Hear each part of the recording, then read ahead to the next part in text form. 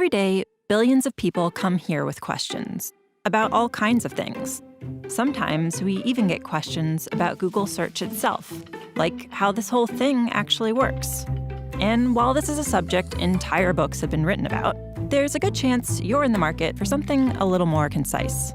So let's say it's getting close to dinner and you want a recipe for lasagna. You've probably seen this before, but let's go a little deeper. Since the beginning, back when the homepage looked like this, Google has been continuously mapping the web, hundreds of billions of pages, to create something called an index. Think of it as the giant library we look through whenever you do a search for lasagna or anything else. Now, the word lasagna shows up a lot on the web. Pages about the history of lasagna, articles by scientists whose last name happened to be lasagna, stuff other people might be looking for. But if you're hungry, randomly clicking through millions of links is no fun. This is where Google's ranking algorithms come into play. First, they try to understand what you're looking for, so they can be helpful even if you don't know exactly the right words to use or if your spelling is a little off. Then they sift through millions of possible matches in the index and automatically assemble a page that tries to put the most relevant information up top for you to choose from. Okay, now we have some results. But how did the algorithms actually decide what made it onto the first page? There are hundreds of factors that go into ranking search results, so let's talk about a few of them. You may already know that pages containing the words you search for are more likely to end up at the top. No surprise there. But the location of those words, like in the page's title or in an image's caption, those are factors too.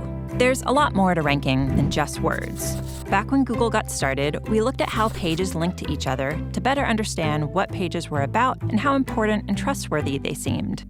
Today, linking is still an important factor. Another factor is location, where a search happens. Because if you happen to be in Ormea, Italy, you might be looking for information about their annual lasagna festival. But if you're in Omaha, Nebraska, you probably aren't. When a web page was uploaded is an important factor too. Pages published more recently often have more accurate information, especially in the case of a rapidly developing news story. Of course, not every site on the web is trying to be helpful. Just like with robocalls on your phone or spam in your email, there are a lot of sites that only exist to scam, and every day scammers upload millions more of them. So just because instantvirusdownload.net lists the words lasagna recipe 400 times, that doesn't mean it's going to help you make dinner. We spend a lot of time trying to stay one step ahead of tricks like these, making sure our algorithms can recognize scam sites and flag them before they make it to your search results page. So let's review. Billions of times a day, whenever someone searches for lasagna, or resume writing tips, or how to swaddle a baby, or anything else, Google's software locates all the potentially relevant results on the web, removes all the spam, and ranks them based on hundreds of factors like keywords, links, location, and freshness. Okay, good time to take a breath.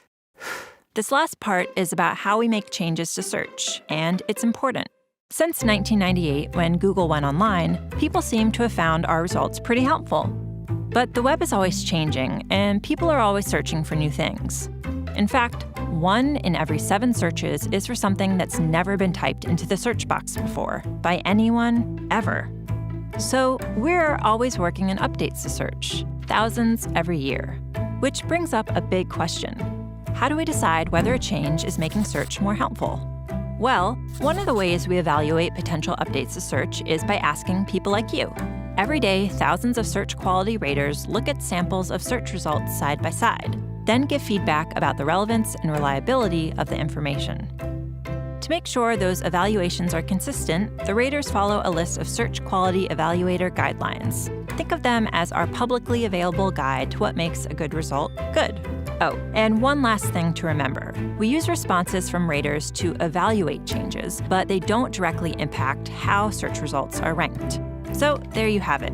Every time you click search, our algorithms are analyzing the meaning of the words in your search, matching them to the content on the web, understanding what content is most likely to be helpful and reliable, and then automatically putting it all together in a neatly organized page designed to get you the info you need. All in, 0.81 seconds? Wow. Anyone else ready for dinner?